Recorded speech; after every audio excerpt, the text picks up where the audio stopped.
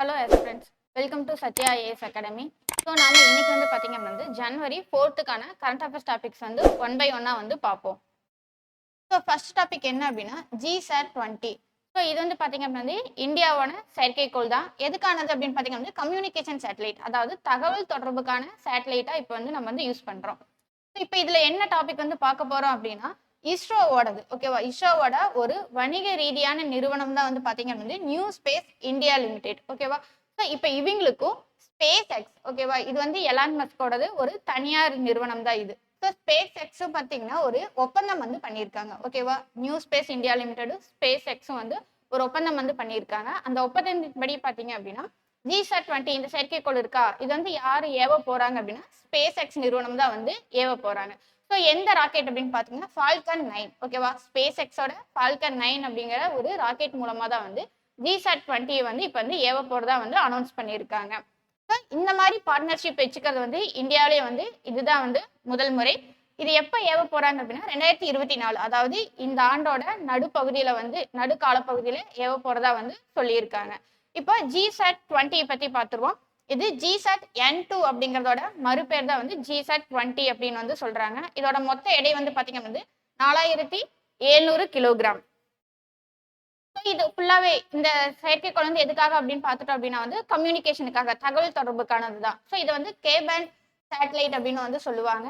So இதோட முக்கியமான யூசேஜே என்ன அப்படின்னா ஹை ஸ்பீடு இன்டர்நெட். ஓகேவா, இன்டர்நெட் இல்லாத பகுதிகளுக்குமே வந்து ஒரு அதிவேக இன்டர்நெட் வந்து கொடுக்கணும் அப்படிங்கிறதுக்காக தான் வந்து இந்த சேட்டலைட் வந்து யூஸ் பண்ண போறாங்க. அதுக்கப்புறம் வந்து டிஜிட்டல் வீடியோ, அதுக்கப்புறம் ஆடியோ டிரான்ஸ்மிஷன், ஸோ இந்த மாதிரி யூசேஜ் எல்லாமே வந்து இருக்கு.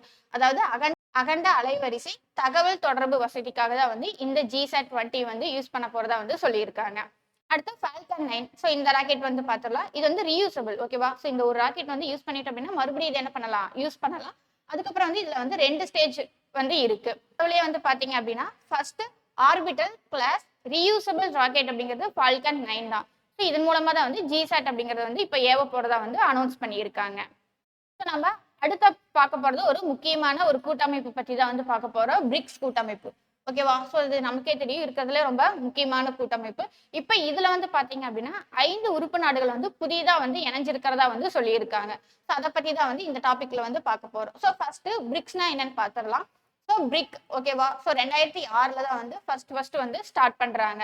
பி அப்படிங்கும்போது பிரேசில், ஆர் அப்படிங்கிறது ரஷ்யா, ஐ அப்படிங்கிறது இந்தியா, அதுக்கப்புறம் சி அப்படிங்கிறது சைனா. ஸோ இந்த 4 நாடுகளும் சேர்ந்துதான் வந்து 2006 பிரிக் அப்படிங்கிற கூட்டமைப்பை வந்து ஸ்டார்ட் பண்றாங்க.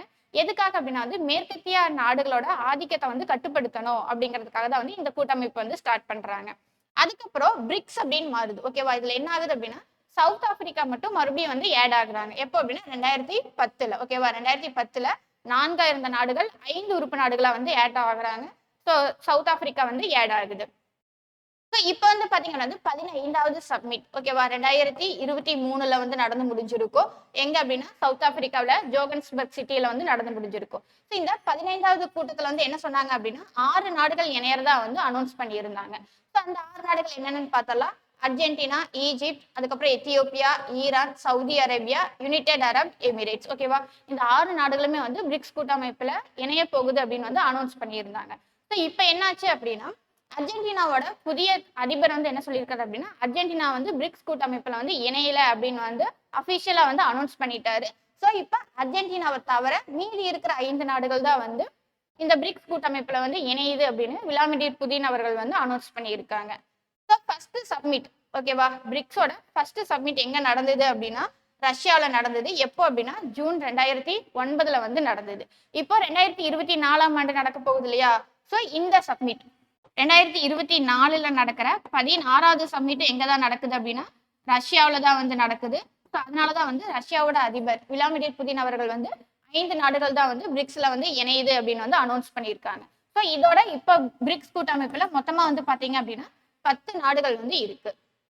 ஸோ அடுத்த டாபிக் வந்து பாத்துக்கோங்க, வேர்ல்ட் பிரெய்லி டே. ஓகேவா, ஸோ பிரெய்லி அப்படிங்கிறது தெரியும், கண் பார்வை குறைபாடு இருக்கிறவங்களுக்கான ஒரு எழுத்து வடிவம் தான் நம்ம என்னன்னு சொல்லுவோம், பிரெய்லி அப்படின்னு வந்து சொல்லுவோம். ஸோ அதுக்கான டேவை பத்தி தான் வந்து இப்போ வந்து பார்க்க போறோம்.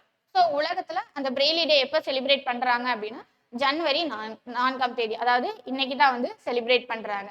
ஸோ எதுக்காக, யாரு நினைவு கூற வகையில் இந்த டே வந்து செலிப்ரேட் பண்றாங்க அப்படின்னா லூயிஸ் பிரெய்லி. ஓகேவா, ஸோ இந்த லூயிஸ் பிரெய்லி தான் வந்து பாத்தீங்க அப்படின்னா வந்து அந்த கண் பார்வை குறைபாடு இருக்கிறதுக்கான ஒரு எழுத்து வடிவமான இந்த பிரெய்லி எழுத்து வடிவத்தை வந்து உருவாக்குனவர்.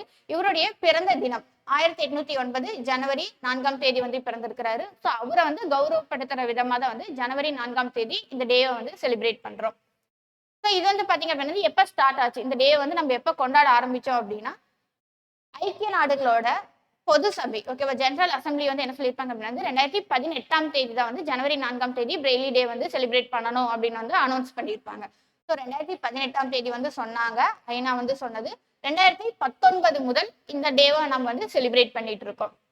ஸோ இந்தியாவில் வந்து இது யார் செலிப்ரேட் பண்றாங்க அப்படின்னா, சமூக நீதி மற்றும் அதிகாரமளித்தல் துறை அமைச்சகம் அவங்களுக்கு கீழே செயல்படுற மாற்றுத்திறனாளிகள் நலத்துறை தான் வந்து பாத்தீங்க அப்படின்னா இந்த டேவை வந்து செலிப்ரேட் பண்றாங்க. இதுக்காக ஒவ்வொரு இடத்துலயும் வந்து நிகழ்ச்சிகள் வந்து ஏற்பாடு வந்து பண்ணியிருப்பாங்க. தமிழ்நாட்டில் வந்து முட்டுக்காடு, அதுக்கப்புறம் உத்தரப்பிரதேசல வந்து லக்னோ, மகாராஷ்டிரா, இந்த மாதிரி இந்தியாவில் பல பகுதிகளில் இந்த நிகழ்ச்சிக்கான ஏற்பாடுகள் வந்து பண்ணியிருக்காங்க. ஸோ 2024ஆம் ஆண்டுக்கான தீம் ஓகேவா, ஸோ இந்த பிரெய்லி டே செலிப்ரேட் பண்ற 2024ஆம் ஆண்டுக்கான தீம் வந்து பாத்தீங்க வந்து empowering throw inclusion and diversity, அதாவது சேர்த்தல் மற்றும் பன்முகத்தன்மையின் மூலம் அதிகாரம் அளித்தல். ஸோ இந்த தீமை கருப்பொருளா வச்சுதான் வந்து இப்ப வந்து செலிப்ரேட் பண்றோம். அடுத்த டாபிக் வந்து பாத்தீங்க அப்படின்னா ஒரு ஸ்கீம் தான் ஸ்மார்ட் 2.0. இந்த ஸ்மார்ட் அப்படிங்கிறது எதுக்காக அப்படின்னா வந்து ஆயுர்வேத மருத்துவத்தை கற்பிப்பாங்க இல்லையா, ஸோ அவங்களுக்கான ஒரு ஸ்கீம் தான் வந்து ஸ்மார்ட் அப்படிங்கிறது. ஸோ இப்போ இந்த ஸ்கீம் வந்து இப்போ யாரு செயல்படுத்துறாங்க அப்படின்னு பாத்துக்கலாம். ஸோ ஆயுர்வேத அறிவியல் ஆராய்ச்சிக்கான மத்திய கவுன்சில் CCRAS அப்படின்னு வந்து சொல்லுவோம். ஸோ அவங்களும் அதுக்கப்புறம் இந்திய மருத்துவ முறைக்கான தேசிய ஆணையம், ஸோ 2 பேரும் சேர்ந்துதான் வந்து இப்போ இந்த ஸ்கீம் வந்து செயல்படுத்த போறதா வந்து சொல்லியிருக்காங்க. ஸ்மார்ட் 2.0 அப்படிங்கிறதுக்கான ஃபுல் ஃபார்ம் வந்து பாத்துக்குங்க ஓகேவா. Scope for main streaming Ayurveda research among teaching professional. இப்போ ஸ்மார்ட் 2.0 அப்படிங்கிறதுக்கான ஃபுல் ஃபார்ம் வந்து பாத்துக்குங்க. கற்பித்தல் வல்லுநர்களிடையே ஆயுர்வேத ஆராய்ச்சியை பிரதானப்படுத்துவதற்கான வாய்ப்பு ஓகேவா. இது ஃபுல்லாவே என்ன அப்படின்னா ஆயுர்வேத மருத்துவத்தை யார் கற்பிக்கிறாங்களோ ஓகேவா, அந்த டீச்சர்ஸ் யாரோ அவங்களுக்கான ஒரு ஸ்கீம் தான் வந்து ஸ்மார்ட் 2.0 அப்படிங்கிறது. அதாவது அவங்கக்கிட்ட வந்து அந்த ஆயுர்வேத மருத்துவ ஆராய்ச்சி வந்து ஊக்குவிக்கணும் அப்படிங்கிறதுக்காக தான் வந்து இந்த ஸ்கீம் இப்போ வந்து கொண்டு வந்திருக்காங்க. இப்போ ஆயுர்வேத மருத்துவத்தை வந்து ஊக்குவிக்கிறாங்க இல்லையா, ஸோ அதுக்காக நிறைய வந்து ஆராய்ச்சிகள் வந்து பண்ணணும். அதுக்கப்புறம் வந்து பாத்தீங்க அப்படின்னா அந்த ஆராய்ச்சிகளை வந்து ஒருங்கிணைக்கணும். ஸோ இதெல்லாமே வந்து மையமா வச்சுது இந்த ஸ்கீம் வந்து கொண்டு வந்திருக்காங்க. ஸோ இந்தியாவில் ஆயுர்வேத மருத்துவத்துக்கான கல்வி நிறுவனங்கள், அதுக்கப்புறம் வந்து ஆராய்ச்சி நிறுவனங்கள் எல்லாமே வந்து ஒருங்கிணைச்சுதான் வந்து இந்த ஸ்கீம் வந்து பண்ண போறாங்க. இப்ப இதுல ஆயுர்வேத மருத்துவத்துல இப்ப என்னென்ன நோய்களுக்கான ஆராய்ச்சிகள் வந்து பண்ண போறாங்க அப்படின்னு சொல்லியிருக்காங்க. ஸோ பால் காஷா, அதுக்கப்புறம் வந்து பாத்தீங்கன்னா வந்து மால் நியூட்ரிஷன் ஓகே, ஊட்டச்சத்து குறைபாடு, அதுக்கப்புறம் வந்து அந்த லாக்டேஷன் வந்து கம்மியா இருக்கிறது, அதுக்கப்புறம் அதிகமான ரத்தப்போக்கு, அதுக்கப்புறம் ஆஸ்டியோபோராசிஸ் ஓகேவா. ஸோ மெனோபாஸ் நின்ன பெண்களுக்கிடையே ஏற்படுற ஆஸ்டியோபோராசிஸ், அதுக்கப்புறம் வந்து 2ஆம் கட்ட நீரழிவு நோய். ஸோ இதுல எல்லாமே வந்து சிறப்பு கவனம் வந்து இந்த ஆராய்ச்சியில வந்து செலுத்தப்படும் அப்படின்னு வந்து சொல்லியிருக்காங்க. ஸோ இந்த ஆணையம் ஓகேவா, CCRAS பார்த்தோமா. ஸோ இவங்க எல்லாமே யாருக்கு கீழே செயல்படுறாங்க அப்படின்னா ஆயுஷ் மினிஸ்ட்ரிக்கு கீழே தான் வந்து செயல்படுறாங்க. இதுக்கு முன்னாடி வந்து பாத்தீங்க அப்படின்னா வந்து ஸ்மார்ட் அப்படிங்கிற ஸ்கீமும் இருந்தது. இதுவுமே வந்து பாத்தீங்க அப்படின்னா இதே ஸ்கீம் தான், அந்த மருத்துவத்தை வந்து ஆராய்ச்சி வந்து ஊக்குவிக்கணும் அப்படிங்கிறதுக்காக தான் வந்து கொண்டு வந்தது. இதுல 10 நோய்களுக்கான ஆராய்ச்சிகள் வந்து மேற்கொண்டாங்க. ஸோ இது வெற்றிகரமா வந்து நடந்து முடிஞ்சதுனாலதான் இப்ப ஸ்மார்ட் 2.0 அப்படிங்கிறது அதோட 2வது கட்டத்தை வந்து செயல்படுத்த போறதா வந்து அனௌன்ஸ் பண்ணியிருக்காங்க. ஸோ நாம பார்க்க போற last topic cancer death report ஓகேவா. ஸோ இது வந்து ஒரு ரிப்போர்ட் தான், புற்றுநோயால அதிகமான இறக்குறாங்க இல்லையா, ஸோ அவங்களுக்கான ஒரு ரிப்போர்ட். இதை யார் இந்த ரிப்போர்ட்டை வந்து கொடுத்துருக்காங்க அப்படின்னா லான்செட் ஸ்டடி ஓகேவா. லான்செட் அப்படிங்கிற ஒரு நிறுவனம் தான் வந்து இந்த ரிப்போர்ட் வந்து கொடுத்துருக்காங்க. ஸோ இதை ஃபுல் ஃபார்ம் பார்த்தீங்கன்னா Lancet Regional Health South East. இந்த லான்செட் வந்து பாத்தீங்கன்னா வந்து ஒவ்வொரு ரிப்போர்ட்டுமே வந்து அவங்களுடைய இதழ்ல வந்து வெளியிடுவாங்க. அதன்படிதான் வந்து இப்போ கேன்சரை பத்தின ஒரு ரிப்போர்ட் வந்து கொடுத்துருக்காங்க. Lancet Regional Health South East Asia journal அப்படிங்கிற ஒரு இதழ்ல தான் வந்து இந்த ரிப்போர்ட் வந்து ரிலீஸ் பண்ணியிருக்காங்க. ஸோ இந்த ரிப்போர்ட் வந்து எங்க எடுத்தது அப்படின்னு பாத்தீங்க அப்படின்னா வந்து ஏசியாவில் ஓகேவா, ஆசிய நாடுகள்ல வந்து எடுத்த ரிப்போர்ட் 2019ஆம் ஆண்டுக்கான ரிப்போர்ட்டை இப்போ இவங்க வந்து ரிலீஸ் பண்ணியிருக்காங்க. இதுல ஏசியா நாடுகள் அப்படின்னு பார்த்தோமா, மொத்தம் 49 ஏசியன் கண்ட்ரிஸ் ஓகேவா, 49 ஏசிய நாடுகள்ல வந்து இந்த ரிப்போர்ட் வந்து எடுத்திருக்காங்க. ஸோ இதுக்கான கால அளவு வந்து பாத்தீங்கன்னா 1990 இருந்து 2019 வரைக்கும் அந்த காலகட்டத்துல அந்த ஏசிய நாடுகளை வந்து எவ்வளவு நோய் சுமை வந்து இருக்கு ஓகேவா, எவ்வளவு நோய்கள் வந்து ஏற்பட்டிருக்கு, அதுல எத்தனை பேர் வந்து இறந்துருக்காங்க அப்படிங்கிற மாதிரி இந்த கேஸ் வந்து கொடுத்துருக்காங்க. ஸோ இந்த மாதிரி வந்து பாத்தீங்க அப்படின்னா இதுல கேன்சர் மட்டும் கொடுத்துருக்காங்க. இப்போ கேன்சர்ல வந்து அதிகமான பாதிக்கப்பட்ட ஆசிய நாடுகள் அப்படின்னு பார்க்கும்போது ஃபர்ஸ்ட் பிளேஸ்ல வந்து பாத்தீங்கன்னா சைனா இருக்காங்க.